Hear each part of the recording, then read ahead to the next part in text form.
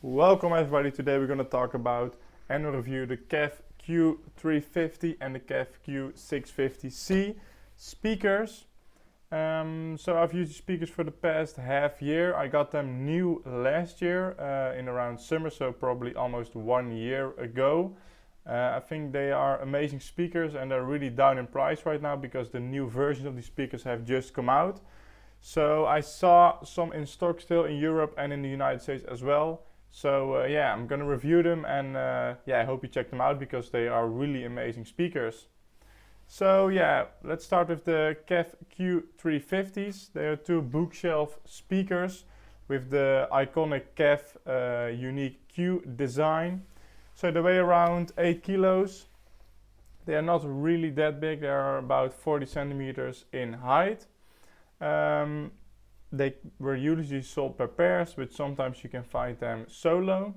So the frequency range is about 63 hertz on the lower end and 28,000 at the higher end.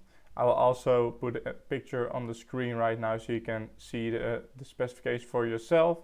They get quite loud at 110 decibels. And you can almost run them with any amplifier that you have lying around. It's between 50 and 120 watts.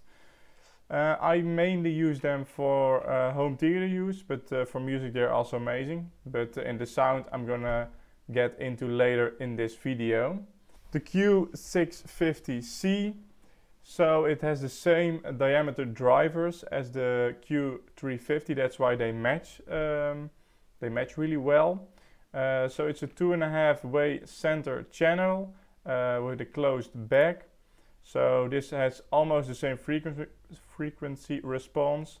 It has 64 Hertz up until 28,000 as well. Also 110 decibel maximum output. And this can run on even heavier amplifiers and can go up to 150 watts.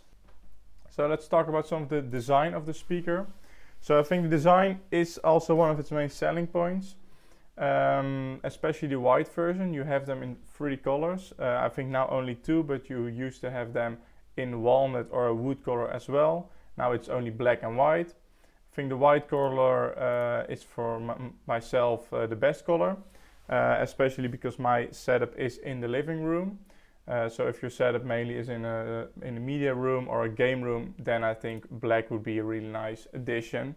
But the white ones, they do look really nice. I don't think they stand out in a normal living room. And some speakers do, like clip speakers, for example. Yeah, you see that's a speaker that's most of the time black with a bit of orange in there. Yeah, that's not going to be looking as nice as these speakers in the living room. Materials as well really nice, wood, plastic, they feel really solid. They're also quite heavy as I just told you, and one of the main selling points as well is the Uni-Q technology, which makes so that the tweeter is in the bigger speaker, so you don't have the 2 separate speakers like most other speakers have. I'll put a picture you can see right now for yourself. That's what most speakers looking like, and this is the Kef speaker. So I think it's looking really nice. It also has some function. I'm going to talk to you about that in the next part, which is sound. So let's jump right into that. I think the pros of this speaker are definitely the clarity and detail in the sound they produce. If you have a really good ear for that, if you're listening music or certain scenes as well as dialogue, it's really crisp. It's not too crisp, it's not like it's artificial, but it's really crisp and really clean, and it also produces a natural sounding sound, especially voice. Like I said, from the Spender speaker, you hear the voice is crystal clear. Like I usually always turn on subtitles when I had a soundbar or used TV speakers, but now 9 out of 10 times I don't need subtitles anymore because the sound is so clear and you can hear everybody talking really well. So these also have won a bunch of awards in 2018 when they released. So they are getting quite old, but usually speakers, yeah, they have a really long lifespan because you only connect. They don't have a lot of internal wires and stuff. You just connect them with speaker wire and that's it. So don't be afraid to buy them because they're quite old, because yeah, speakers from 30 years ago are still really fine to use. Some people that are watching this video now maybe have old speakers, and you can attest to that. They usually don't break. Usually your receiver or some piece of your other setup breaks a lot earlier. So let's go to some of the cons of these speakers. The lower notes, which includes the bass, that's I think one of the biggest downsides. So if you're planning on running these without a subwoofer, they're still really nice, especially if you have a little bit of a smaller room. But if you have like a bedroom, if you have a room bigger than a standard bedroom, then I would suggest, or you have a little bit of a larger living room, then I would suggest getting a subwoofer. I would get a good ones. I found from Bowers & Wilkins, which I will plan to review as well in a later video. Let me know if you want to see that. Yeah, if you use a subwoofer with these speakers, it's almost a complete package. So the music, like I said, it's amazing. It's really crystal clear. You hear everything fine. It has a natural sound, so it's not artificial. And even at louder volumes, you still maintain the clarity, and it can get to higher, to louder. It can get really loud. It's amazing. With a subwoofer, like if you listen to hip hop or harder styles of music, a subwoofer is nice, but not necessary. Like I said before, if you're only listening music and you're planning these speakers for music, you don't need a subwoofer. Just listen it to you for yourself, and if you think, hey, I need a subwoofer, then you can get one, but it's not necessary.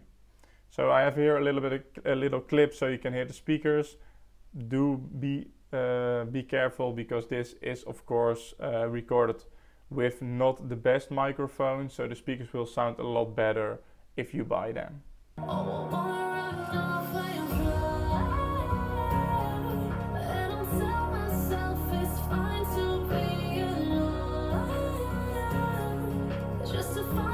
Alright, let's talk about the speaker used for movies. So now I'm talking about the Q650 and the Q350.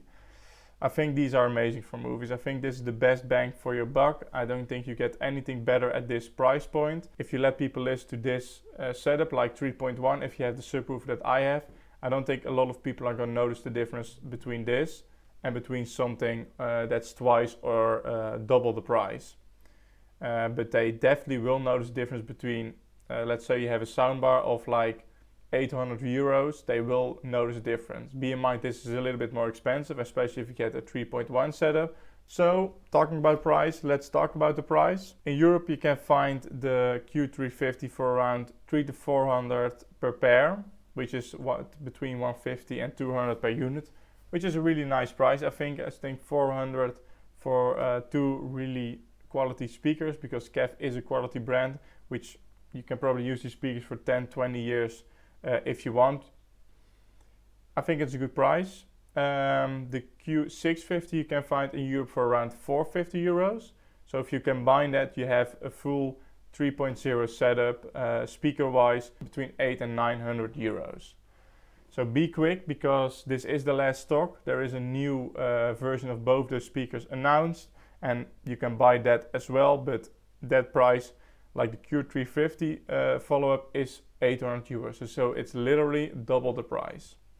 In the US, you can find them for around 450 per pair, which is a little bit more expensive. But I think if you look around, maybe look at second hand, slightly used, because if you can verify and if you think you can trust the seller, it's a really good deal, especially if you can find them for even lower than 450. If you can find them for 200 for both, that's a really good deal. Oh, the Q650 is a bit difficult, a bit more difficult to find.